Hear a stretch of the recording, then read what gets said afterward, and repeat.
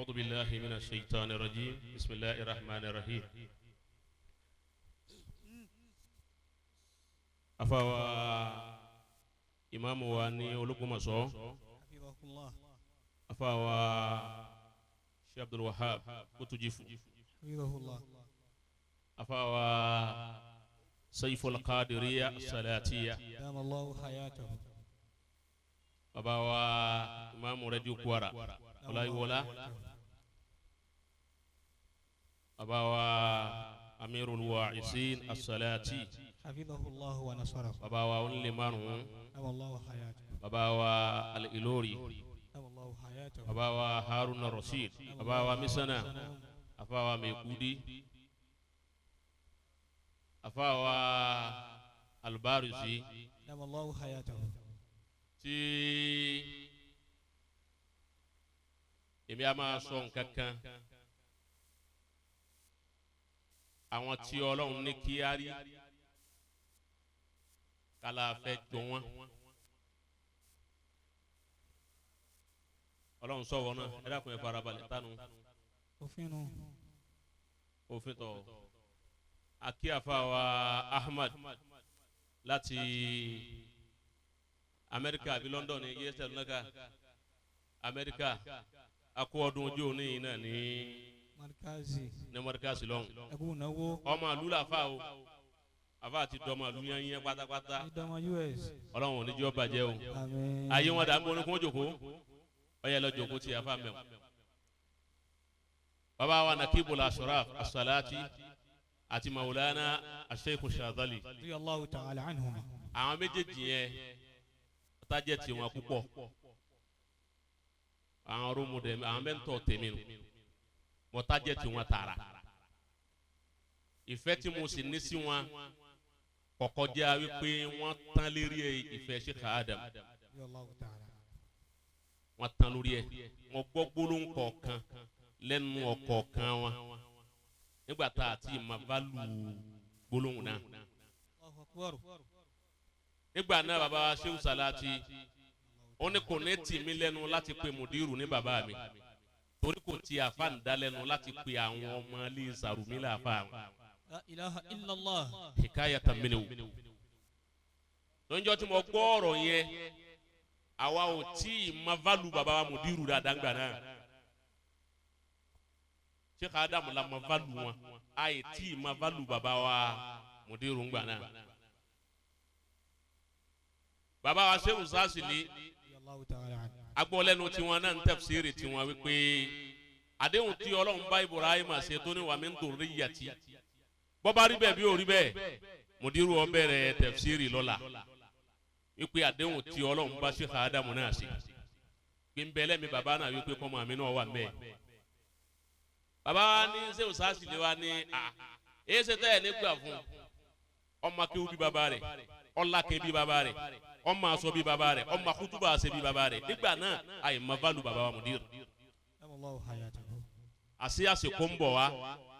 tí gbogbo ayọ̀ wà rí nàrí tí Sheikh Adamu ṣe. alhamdulillah. ó wá jẹ́ kí n nífẹ̀ẹ́ Maulana Sheikh Sasili àti bàbá wa Nakibul Ashraf púpọ̀ kátó wá wípé àfàǹdà àgbà tọ́ sí wọn lẹ̀ ọ̀rọ̀ tí mi èkú dí sọ lẹ́ẹ̀kan bí mo jòkó inú mi ń dùn ní wípé ilé Salati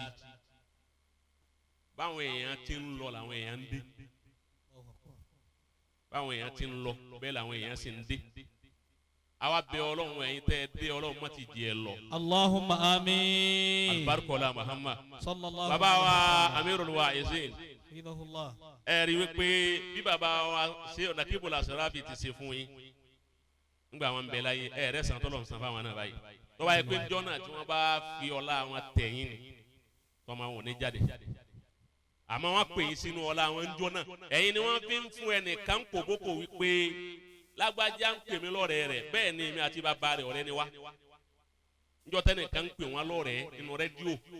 tí ń pè sí Abdullahi Salati lọ́rẹ̀ẹ́ Abdullahi Salati ni lágbájá ń sọ pé ọ̀rẹ́ mi lòun ọ̀rẹ́ mi ni lóòótọ́ torí èmi àti bàbá rẹ̀ ọ̀rẹ́ ni wá wọ́n wá mú òun ọmọ náà lọ́rẹ̀ẹ́ ẹ wá sọ fún ẹni ó ṣe pẹ̀lẹ́pẹ̀lẹ́ ẹ tú àwọn ọmọ mi lẹ̀ sí wọ́n lálà sí ẹ pẹ̀lú kéwú ẹ̀yin ni wọ́n wí njọ́ náà ẹ̀ tí ì darí Saudi àbíwọlẹ̀ wà njọ́ náà ni wọ́n sáré ń jọ́nà ẹ̀yin ni wọ́n ń sọ pé àwọn ò túlẹ̀ ẹ̀yin òun náà ni ọlọ́run wá ní kí tiyín ọ̀dà lójú ayé tiwọn àwọn ọmọ wọn wá tì dá lójú ayé wọn tiyín lọ́dà nígbà táwọn wá kú ńbẹ tán tí wọ́n kún tiyín tó da àwọn tọmọ tiwọn náà wá dá lójú ayé tiyín náà alhamdulillah ọlọ́run kó jẹ́ ẹjọ́ lópẹ́ o àmín àti afáwa Seiful Qadiriyya àmín obole salati oníbàdé àmín Alhaji wa Fakhrul Ulama adamallahu hayatahu ti Hasbunallah aranti se usasi lè ṣe láyé ẹ̀yin náà bẹ́ẹ̀ bẹ́ẹ̀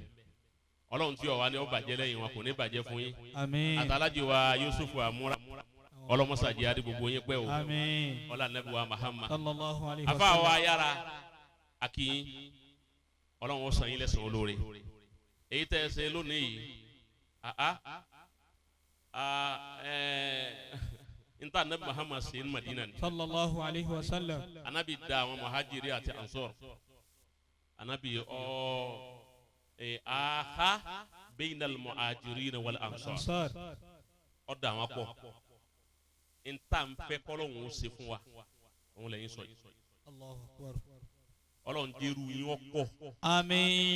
nínú àwọn àdàbíyà àmín wájẹ́rú tiwa náà ọ̀pọ̀ nù màrìkàsí àmín ya Allah torí gbogbo wa kò sí nta ń pèpè fún báyìí ju wàhádà lọ ya Allah àbí kí la ń pèpè fún àlìkálí kò sí nǹkan tá à ń pèpè fún ju wàhádà lọ òun ní mú nǹkan dùn nísìnyí máa yé dùn èyí tẹ́ ẹ ṣe fún wáyà yín lónìí ẹ sì tọ́nu làákà yòókàlù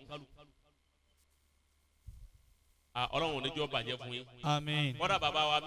mẹ́sánà ọlọ́run oníjọ́ bàjẹ́ fáwọn náà àmín alibarikola àwọn ẹni bàbá wa khalifa ọlọ́run oníjọ́ ọlọ́run má jẹ́ kí dáwùlà ó pọ́ mọ́ wọn bọ́ àmín kó tó bá wa sàlékún dáadáa àwọn jùbá yìí lọ àmín ọlọ́ àwọn ẹni ọlọ́run àmín gbogbo ẹ̀yin àlùfáà mi ẹ dákun ẹ má bínú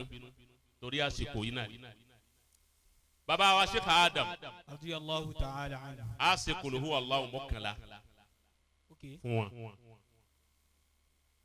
bàbá wa Mudir asana kali kan fáwọn adamallahu hayatahu wọn múná kali lọ́wọ́ tá a ṣe hayyakumullah ó sì ní sábàbù nùsùl àṣẹ kali máa ní sábàbù nùsùl ń gbà mí gbogbo ẹni tó ní kali ọ̀dà kò ní dáfún bàbá rẹ̀ àmín ẹni tó ní òsínà kali kò ní dáfún bàbá rẹ̀ wọn ò ní seri rẹ̀ náà wọn àṣẹ nakali Seiful Qadiriyya àṣẹ kọ́lọ́hún nakali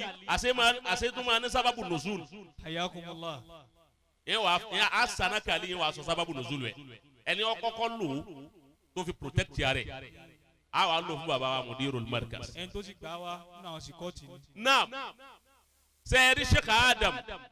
baba wa yẹ sí alunaka baba wa ń lè márùn lánàá tí ń wo baba wa Mudir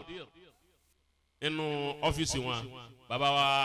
Imamu Ẹ̀gbá baba wa Sadu Bangola baba joko lẹ mo wá ronú kíní kan lọ wípé amọ̀ màdúgbẹ́ mo sọ fún yín láàárọ̀ yìí nígbà tá a sọ̀rọ̀ mo ní mo wá ronú wípé àsín àyà Kùránì àwọn àfa òní àwọn ní bá a ṣe ń ṣe tafsir àwọn ní ulumu tafsir la àyà bil àyà ń bẹ àbí tafsir la àyà bil ahadith nabawi òun náà ń bẹ. تفسير الآية بأقوال السلف هنا مبه وقم باون وعلم وافي وككم تفسير الآية بحوادث الدنيا بحوادث الدنيا أسي أما حوادث الدنيا إسلياي إمامو يقول تفسيري تفسيري تو أقول يدله إنك كم سيله أقول أو يسير دي آية طلعون سباي الجزاء الإحسان illa al-ihsan ana le mi to ma tafsiri aya nígbà tí baba wa Sadu Bangola jókòólẹ̀ baba wa Mudir baba wa Shehu Jamal baba wa Guniyawi gbogbo àwọn afa pọ̀ ńbẹ̀ baba wa Agboola Raisun Nikoba Lagos State wọ́n wá ọlọ́jọ́ òbí ni baba wa Mudiru wọ́n wá sọ baba wa Sadu Bangola jọ lọ́jọ́ di celebrant àbí kílẹ̀ máa pè celebrant ogun wa ń dá àpọ́nlé padà fún baba náà yẹ sọ ọmọ Sheikh Adamu ṣé Adamu kọ́ ló bí o bàbá náà yẹ sọ ọmọ alọ́ ni o ọmọ Ẹ̀gbá ni wọ́n o ọmọ Abẹ́òkúta ni wọ́n ọ ajá pé lánàá tí wọ́n ń ṣe birthday bàbá wa Mudir wọ́n wá dá gbogbo àpọ́nlé padà fún bàbá náà wọ́n á mọ̀ pé kí ló fà tí wọ́n fi ṣe bẹ́ẹ̀ fún bàbá yẹn wọ́n wá rí i pé bàbá náà ó sì í dì láti ilẹ̀ ìgbó sì dì í tán kọ́ bàjẹ́ ẹlòmíì sì í dì ẹlòmíì wá di dáadáa nílẹ̀ ọ wá gbèrú tán fún rẹ̀ lọ́wọ́ àbàjẹ́ padà ilaha illallah. ọlọ́run já tìbọ̀ tán ó da bẹ́ẹ̀ ni àtibọ̀ gbà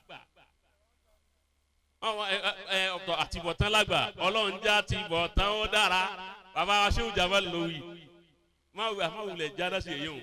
bàbá Bangbọ́lá wa jòkó lẹ̀ aago tí bàbá wa Shehu Jamal tán fẹ́ pírẹsẹ̀ntì fún bàbá wa Mudir wọn wá láwọn pírẹsẹ̀ntì fún bàbá wa Mudir ma bàbá yìí làwọn pírẹsẹ̀ntì fún ọ̀tọ̀ lẹni tí ń ṣe bẹ́ẹ̀ tí ọ̀tọ̀ lẹni tí ń gbẹ̀bùn èyí ṣe torí bẹ́ẹ̀ torí wípé ọjọ́ tí Sheikh Adam ọjọ́ ọkú táwọn ọ̀tá ni a pa á mú a pa á sa á yìn bàbá yìí á dé bàbá yìí ní dírẹ́fù Sheikh Adam òun lẹ̀mí Sheikh Adam ń bẹ lọ́wọ́ ẹ̀ńjọ́ náà òun ló lè gbé wọn lọ bí tí wọ́n ti pa wọn. ìgbà pípa ni wọ́n á ń wá Sheikh Adam tán bá wá dáná kalẹ̀ bàbá wa ní ọjà padà á ní ẹjẹ́ á lọ bàbá náà lọ́ mọ nákàlí tó ń jogún lọ́dọ̀ àwọn tó bí òun tó ń lo nákàlí òun fún Sheikh Adam ńjọ́ náà láti fi rescue ẹ̀mí wọn láti protect wọn níjọ́ náà. wọ́n wá ṣe bẹ́ẹ̀ tí Adamu wa kú tán bàbá Mudiru wa sọ̀rọ̀ kẹ́yìn pé ńgbà sí Adamu múra tí wọ́n lọ tẹ̀síìrì tí wọ́n ṣe gbẹ̀yìn bàbá dá wákàtí bàbá dá ń jẹ́ wáàsí ń jẹ́ ẹ̀yìn fẹ́nìkan ń jẹ́ èébú fẹ́nìkan yawmul imtihani yukramu ar-rajulu aw yuhanu ọjọ́ imtihanu ni ìjọ tí Sheikh Adamu dá wákà wípé aṣojú dé ni kọ́tà sẹ́yìn dé ni o aṣojú dé ni kọ́tà sẹ́yìn dé ni aṣẹ́yìn dé ni ọwọ́ pọ̀ láyé mà o aṣojú dé ni kọ́tà sẹ́yìn dé ni bàbá Mudiru ní wákàtí Sheikh Adamu dágbẹ̀yìn ó wá jẹ́ pé lọ́jọ́ àná ni bàbá Mudiru wa ń sọ pé wákà ń jẹ́ ẹ̀yìn fún bàbá yìí ń sì ń jẹ́ èébú fẹ́nìkan bàbá tó wá rescue ẹ̀mí Sheikh Adamu tó fi ẹ̀mí rẹ̀ ṣe fìdáwò fún Sheikh Adamu ńjọ́ náà tẹ̀mí rẹ̀ wá bọ́ bàbá wọn padà wá gbẹ̀yìn Sheikh Adamu ó wá rí iṣẹ́ tí Sheikh Adamu ṣe láyé tó bá kú lórí nǹkan jábọ̀ fáfá rẹ̀ Insha Allah. nǹkan dáadáa ni ó sì mú lábọ̀ pé á n tó ṣe láyé o Ọlọ́run sọ lẹ́sàn rẹ̀ mórí gbogbo ẹ̀ o so ẹni tó wá fi ẹ̀mí rẹ̀ wéwu tó ṣe wàhálà tá a sì gbọ́ báyìí òun kọ́ lọ sọ fún rẹ̀ ẹni tó wá ṣẹ́gi tó wá lóun fi rí irúgbìn fún Sheikh Adamu àwọn òtò ìṣojú wa kìí sòun lọ́yẹ kọ́ sọ pé òun fi rúru ẹ̀yin tí ẹ ìwà tí àbí gbogbo hálà rẹ̀ lọ́yẹ kọ́ máa sọ pé lóòótọ́ lẹ́yìn náà fi ríru igi alijasa ul ihsan illa al ihsan a ṣe kúlò wà láwù tí Sheikh Adamu báwọn sábàbù nùsùlù kúlò wà láwù o ti báwọn n kitabi rahi hayakumullah torí ká sọ ọkọ yẹn sábàbù nùsùlù ẹlẹ́ẹ̀kejì bàbá Mudiru a sì wallahu ya'simuka minan nas 17 a sì fún bàbá wallahu ya'simuka minan nas sí nákàlí ni ó sì ní sábàbù nùsùlù lójú ń sọ lẹ́ẹ̀kan pé ànákàlí máa ní sábàbù nùsùlù anabi wa Muhammad sallallahu alayhi wa sallam anabi ní security méjì anabi ní security Ajab Razak commander ina tó máa pe kọmandudu kọman logo gbogbo ẹ̀ náà ni Ọlọ́run ó ṣàánú rẹ̀ ọlá anabi wa Muhammad sallallahu alayhi wa sallam arkodi mbọ sábàbù nusul nabi wa Muhammad sallallahu alayhi wa sallam anabi ń bẹ nígbà náà àwọn sàábé méjì ní sọ àwọn ní security anabi alákọ̀ọ́kọ́ ní Sayyidina Hamza ẹlẹ́ẹ̀kejì ní Imamu Ali àti Sayyidi Hamza àwọn méjèèjì wọn máa sọ anabi àwọn ní vigilante anabi lálẹ́ dàárọ̀ tó ń ṣe Ọlọ́run bá sùn báyìí àwọn ni wọ́n dùn ní géètì anabi gba vigilante tó gbà náà ni Ali àti Hamza wọn máa sọ tílẹ̀ bá ti sún wọn wà tó bá dàárọ̀ wọn tó ń. nígbà wa ya táyà wa dé tí wọ́n ní yá ayú rasul. a'udhu billahi minash shaytanir rajim. wá má sàwùsù kán má kéwù para rẹ̀ ẹni tí wọ́n sàwùsù fún ọ̀tẹ̀ ń bẹ yà yìí. Ayakumullah. àwọn tó wọ́n sàwùsù fún un èmi nǹkan yẹn sí àlùnáka ilé yìí ní ṣe wá sílẹ̀. tọ́ba ti wá ní kọ́ bá ti ń jáná sí yọ wá di ọ̀hún àgbèmí lọ bòmí tí ó yẹ kí n fò lọ. baligi ma unsila ilayka min rabbika wa in lam taf'al fama ballagta risalatahu awani wallahu ya'simuka minan nas. tẹ́ni gbà táyà àwọn dé àyà dé láàárọ̀ ní nǹkan bí aago 9 àárọ̀ ọ̀dàlẹ̀ àwọn méjèèjì tí wàá sọ ànábì wọn bá dé gẹ́gẹ́ bí àádá àwọn tí wọ́n wá ń sọ ohun sí ọlọ́run ànábì jáde ta pé ẹ̀yin wo nu wọ́n láwa ni èwo ló dé wọ́n ní àwọ̀sẹ́nu àtúnṣe alẹ́ di àárọ̀ ànábì ni ẹ máa lọlé kọ́dé àṣìmọ́ni lọ ọlọ́run ti sọ fún òun ẹ̀ǹkan ní wallahu ya'simuka ọlọ́run ti ní òun ti di security mi ó ní má gbà yín má ọlọ́run lóun yọ̀ǹda yín pé èmi òun ọlọ́run ló kù tó wọn máa sọ gba lọlé nábì fi wá kún nǹkan kan ṣe. níjọ́ àbá mudiru náà wà nù ramadana tó lọ yìí tọrọ lé tó dojú ẹ̀ tó lágbára tí wọ́n sí aṣọ lójú gbogbo nǹkan. àwọn yẹn wá pè wọ́n wípé àwọn kan láwọn ń bọ̀ wá ní ha àwọn kó nǹkan wá àwọn kó gbàgbọ́ àwọn káwọ́ wá kí baba mudiru kún lè gba sọ́jà kún ọ gba gbogbo ẹ̀ baba adé wá sí baba èmi ò rúra àgbákò yẹn báwọn ìrì kí èyàn ní àyà tó báwọn láyé rí èmi ò ríru àyàwó rí láyé kéèyàn sọ ọ̀rọ̀ kéèyàn máa sọ̀rọ̀ nu yàrá ọ̀rọ̀ gbogbo lẹ Yorùbá pátá wọn wá sọ fún tọ̀hún wípé wọ́n tún lérí kẹ́ni wọ́n wá sọ fún ẹgbà sọ́jà ẹgbà gbogbo ẹ̀ ó ní sọ́jà kinu ó ní ní sọ́jà kan sí lọ́lọ́pàá kan àmẹ́nìkan ò ní déyà yín kọ́ máa parẹ́ èyí tán bá bí dáa kó déyà ẹnìkan ò ní dáṣẹ̀ wọ àyè yín kọ́ máa parẹ́ ẹ wo ìjà fa àṣé asábàbùnú sùúrù òun náà ni bàbá pé wallahu ya'simuka minan nas òun láwàá fi ṣe bẹ́ẹ̀ fún bàbá wa Mudir tá a bá ṣe méjèèjì tá a ṣe ti bàbá Sheikh Adam tán tá a ṣe ti bàbá Mudir náà ọkàn wa balẹ̀ pé bàbá ọ̀pẹ torí kí wọ́n pẹ́ òun ló pè wá àfiọ́lá gbogbo eré ìjàmá bẹ ọlọ́run àfiọ́lá gbogbo eré ìjàmá bẹ ọlọ́run àfi àdàdì gbogbo ẹni wọ́n fẹ́ bàbá bẹ ọlọ́run àtúnwá fi iye òǹkẹ́ni tí ò fẹ́ wọn àfi bẹ ọlọ́run àfi òǹkẹ́ni tó mọ̀ pé bàbá Mudiru àfáàní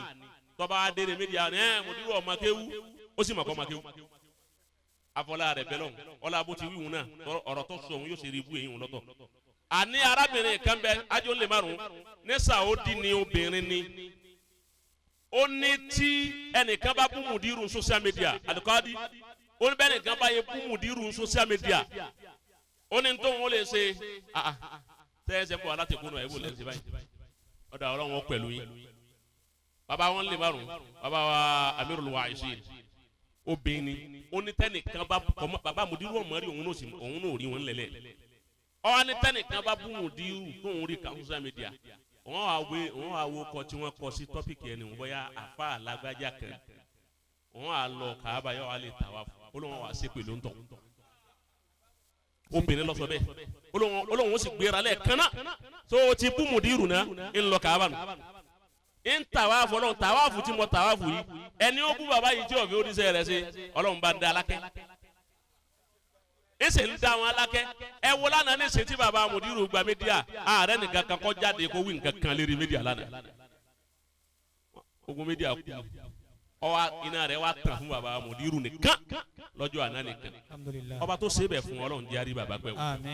bisimilahi rahmanir rahim kul huwa allahu ahad allahu samad lam yalid walam yulad walam yakun lahu kufuwan ahad bisimilahi rahmanir rahim kul huwa allahu ahad allahu samad lam yalid walam yulad walam yakun lahu kufuwan ahad bisimilahi rahmanir rahim kul huwa allahu ahad allahu samad lam yalid walam yulad walam يكن له كفوا أحد بسم الله الرحمن الرحيم قل هو الله أحد الله الصمد لم يلد ولم يولد ولم يكن له كفوا أحد بسم الله الرحمن الرحيم قل هو الله أحد الله الصمد لم يلد ولم يولد ولم يكن له كفوا أحد بسم الله الرحمن الرحيم قل هو الله أحد الله الصمد لم يلد ولم يولد ولم يكن له كفوا أحد بسم الله الرحمن الرحيم صوتي بيني الله الصمد لم يلد ولم يولد ولم يكن له كفوا احد بسم الله الرحمن الرحيم قل هو الله احد الله الصمد لم يلد ولم يولد ولم يكن له كفوا احد بسم الله الرحمن الرحيم قل هو الله احد الله الصمد لم يلد ولم يولد ولم يكن له كفوا احد بسم الله الرحمن الرحيم الله اوكي اوكي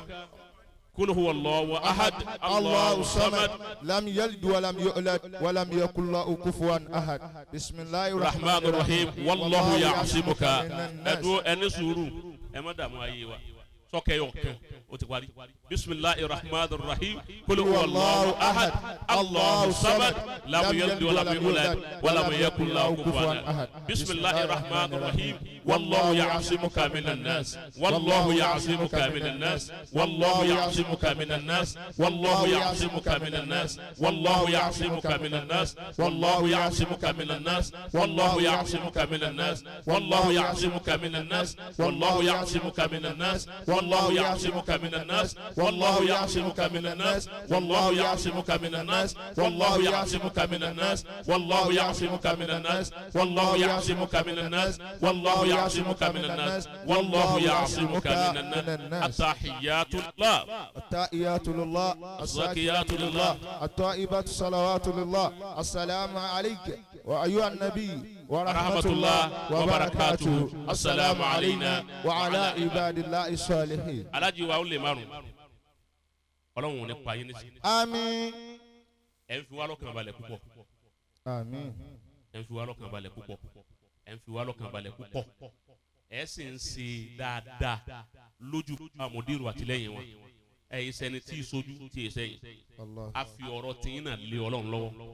a fọ̀rọ̀ tìyín náà lé ọlọ́run lọ́wọ́. wàhálà tẹ̀ ń ṣe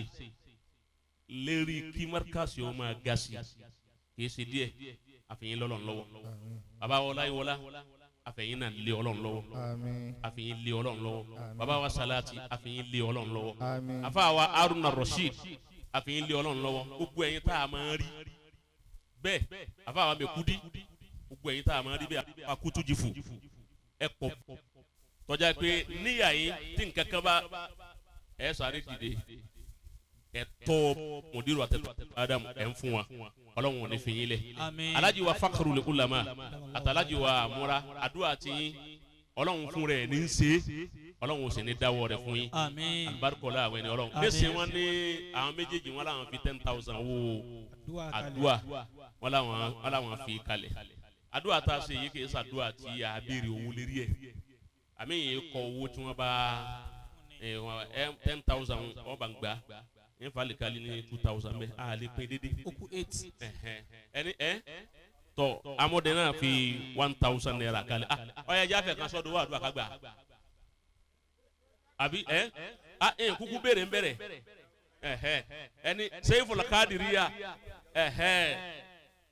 ẹjẹ asọ́jì kagbà yẹsẹ alunaka ọmọ baba alágígé nu ọlọ́run ò ní fi ọlẹ àkọ́kọ́ ọmọ tí ọkọ̀ kún lọ nìyẹn yẹsẹ alunaka ni àbọ̀tẹ́ olóhùn ọmọ yókè báyìí ni màá rí níjọ́ táwọn ti bímọ làwọn ti ń dáná fáwọn èèyàn tán bá wá kí àwọn múníbà àti ìṣe ń lọ nínú wọ́n yàtọ̀ fún tèkó. Ìlọrin ti rí nù àwọn náà wàá kí ọ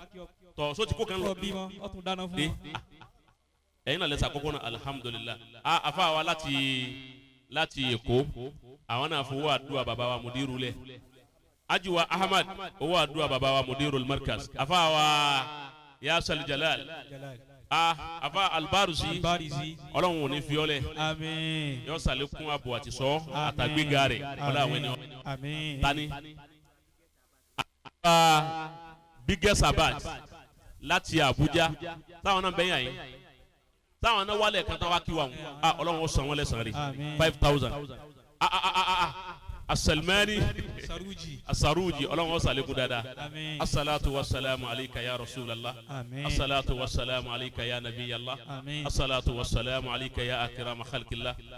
alfi salatu wasalamu yusaku ekudi abu alikadi alikadi náà ẹja sẹ́yìn náà àtẹnà fún alikadi torí pé kódà ọba ní program lọ́ba ti jẹ́ nǹkan wa wàláyé ó sì filẹ̀ máa sọ mi tí a láyé béèrè nǹkankan láyé ṣe kéèyàn ó sì máa darí ètò báyìí ẹni tó jẹ́ pé àfa òní mímọ́ lòun náà